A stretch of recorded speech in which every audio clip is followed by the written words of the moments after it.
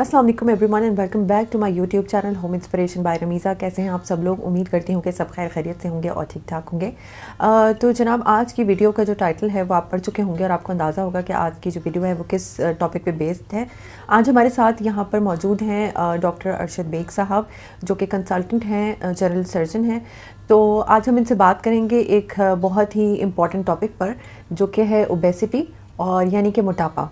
तो ओबेसिटी और मोटापे में क्या फ़र्क है और ओबेसिटी किसको कहते हैं एक्चुअली, कब इसका इलाज किया जाता है और क्या क्या सूरत हाल होती हैं कि जब पेशेंट को जो है वो डॉक्टर की ज़रूरत पड़ती है और इंसान को ये पता होना चाहिए कि कब उसको जो है ओबेसिटी का वो शिकार हो चुका है। तो इस तरह के जितने भी सारे सवालात हैं उनके ऊपर आज हम बात करेंगे इनसे, और ये हमें डिटेल में जो है इस टॉपिक के ऊपर इंफॉर्मेशन देंगे।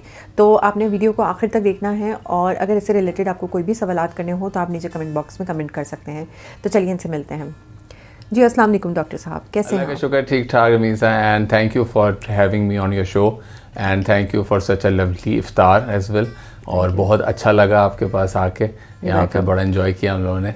और आपके पास आज आपने बताया था कि कुछ आपके जो सवालात हैं व्यूअर्स के, तो वो भी आप मुझसे शेयर करना चाहती हैं? वो मेरे अपने भी सवालात हैं और हमारे व्यूअर्स के भी होते हैं। तो सबसे पहला सवाल जो है आपकी स्पेशलिटी से रिलेटेड वो ये है कि मोटापा या ओबेसिटी एक्चुअली में है क्या ये बीमारी है?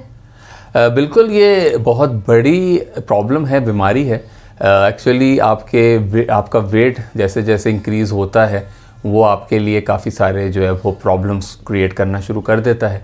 और यही वेट जब एक ख़ास जो है वो तनासब से ज़्यादा बढ़ जाए तो फिर इसे ओबेसिटी कहा जाता है। और इससे फिर और भी प्रॉब्लम शुरू हो जाते हैं, जैसे ब्लड प्रेशर है, जो है वो शुगर है, स्लीप एपनिया है, जोड़ों का दर्द है। तो ये सब चीज़ों को अगर आप लें तो बिल्कुल ये बहुत बड़ी प्रॉब्लम है, बीमारी है। तो क्या ये बीमारी है तो इस बीमारी का होने का एहसास लोगों को हो जाता है या नहीं होता है? पता नहीं। इंटरेस्टिंग सवाल आपने किया।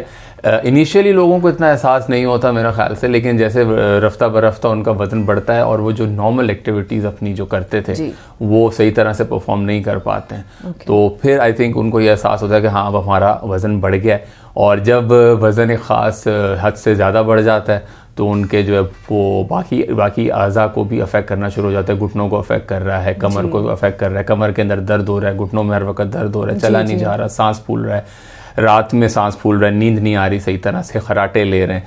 तो फिर उनको एहसास होता है कि यस हाँ वाकई कोई प्रॉब्लम हमारे साथ हो रही है, और फिर वो हमारे पास इस चीज़ को लेकर। तो डॉक्टर साहब ये बताइए कि ये ओबेसिटी और मोटापा क्या दोनों डिफरेंट चीज़ें हैं या ये एक ही कहा जाता है? बेसिकली ना ओवरलैपिंग है इनमें, बिल्कुल आप सही कह रही हैं। लेकिन ये है कि ये सारी चीज़ें जो हैं ये एक थोड़ी सी टेक्निकल टर्म है BMI की।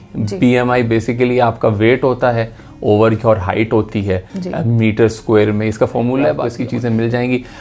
इसमें ये बेसिकली ये होता है कि जो है अगर 15 से लेके जो है वो 17 तक के बीच में आपका BMI आ रहा है तो आप फिर अंडर वेट कैटेगरी में हैं। अगर 18 से लेके जो है वो 24 तक आ रहा है तब आपका नॉर्मल वेट है।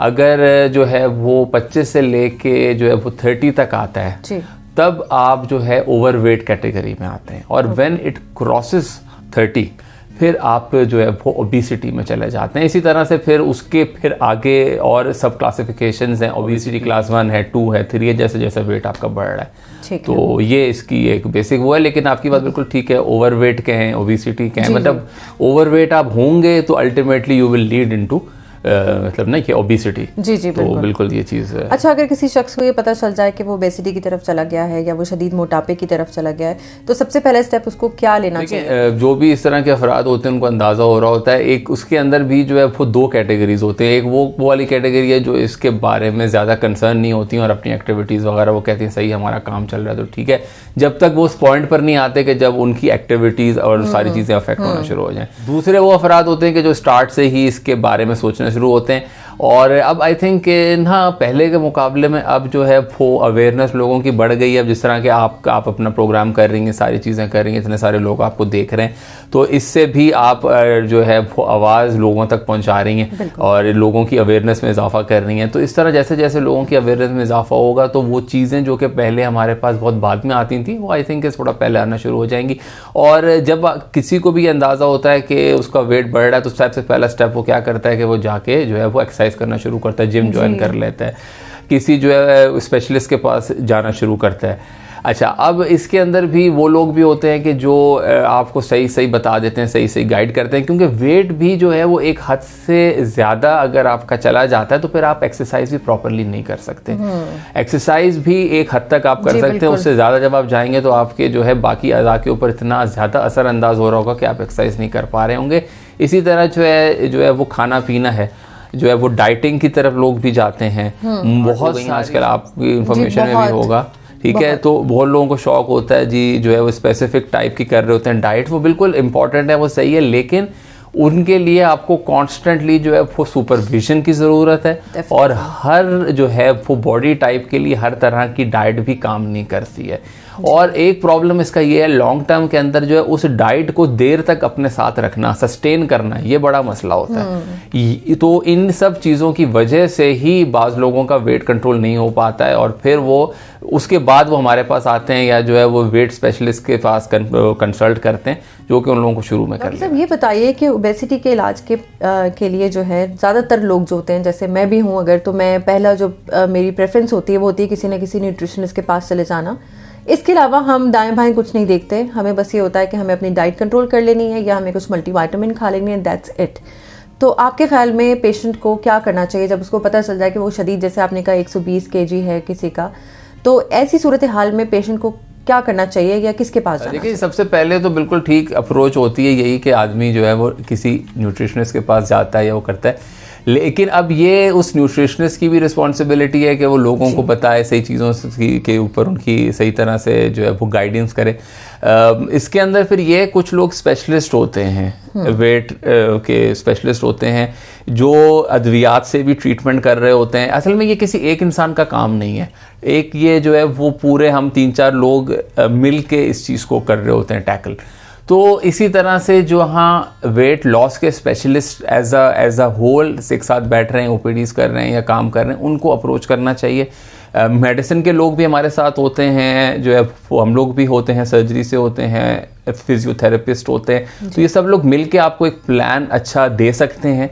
और बाज़ अगर आपका वेट एक ख़ास हैसियत से ज़्यादा बढ़ गया है, BMI आपका ज़्यादा बढ़ गया, जो कि एक्सरसाइज डाइट से अकेले कंट्रोल नहीं हो रहा है, उनको फिर जो है वो अद्वियात भी स्टार्ट की जाती हैं। और अगर उससे भी ऊपर आपका वेट जा चुका है तो और अद्वियात भी काम नहीं कर रही हैं, तो फिर ऑपरेशन की तरफ ही जाना पड़ सकता है। लेकिन हैविंग सेड दैट, ये चीज़ आपके जहन में मैं आपके व्यूअर्स को भी क्लियर करूं कि जो है अद्वियात या ऑपरेशन, ये चीज़ें भी जो है वो सब्सटीट्यूट नहीं है टू एक्सरसाइज। अल्टीमेटली इन सब के बाद भी आपको एक्सरसाइज अपनी रखनी है, अपनी एक्टिविटी को अपने बढ़ाना है, लाइफस्टाइल अपना चेंज करना है। मतलब अपनी एक्टिविटी को आपने इस तरह मेंटेन रखना है कि आपका डेली रूटीन बना रहे वो। बिल्कुल बिल्कुल, लाइफस्टाइल को चेंज करना है आपने। अगर आपने वही चीज़ें जो आप अभी कर रहे हैं, आप एक्सरसाइज नहीं कर रहे हैं, आप बैठे हुए हैं, आप एक्स्ट्रा खा रहे हैं जी, तो यही सब कुछ आपने करना है, तो फिर उससे तो बेहतर है कि आप इसकी तरफ बिल्कुल ना जाएं, ठीक है ना। तो अपना ये इंटरेस्ट होना, मोटिवेशन होना, ये बहुत ज़रूरी है कोई भी वेट लॉस प्रोग्राम की जो है वो कामयाबी के लिए। ठीक, तो व्यूवर्स, आई होप आपको आज की इन्फॉर्मेटिव वीडियो जो है वो पसंद आई होगी और आपके बहुत सारे जो सवालात हैं उनके जवाबात आपको जो है वो मिल गए होंगे। और अगर आपको इससे रिलेटेड कोई भी और मज़ीद इन्फॉर्मेशन चाहिए तो आप मुझे नीचे कमेंट बॉक्स में कमेंट कर सकते हैं। आपने इनके जो है इनको अगर कॉन्टैक्ट करना है तो आप उस पर भी कॉन्टैक्ट कर सकते हैं। इनकी डिटेल जो है वो मैं सारी नीचे डिस्क्रिप्शन बॉक्स में डाल दूँगी, तो आप इनसे कॉन्टैक्ट करके बाकी इन्फॉर्मेशन भी ले सकते हैं। तो अपनी हेल्थ का बहुत ज़्यादा ख्याल रखना ज़रूरी है। जो लोग ओबेसिटी की तरफ जा रहे हैं या जो लोग मोटापे की तरफ जा रहे हैं, उनको अपने आप को बहुत सीरियस लेने की ज़रूरत होती है।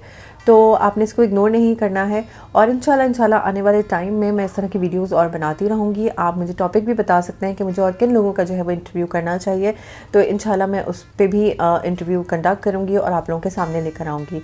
कोशिश करूँगी कि हेल्थ से रिलेटेड टॉपिक्स ही हों जो आपके लिए मज़ीद इन्फॉर्मेटिव हों।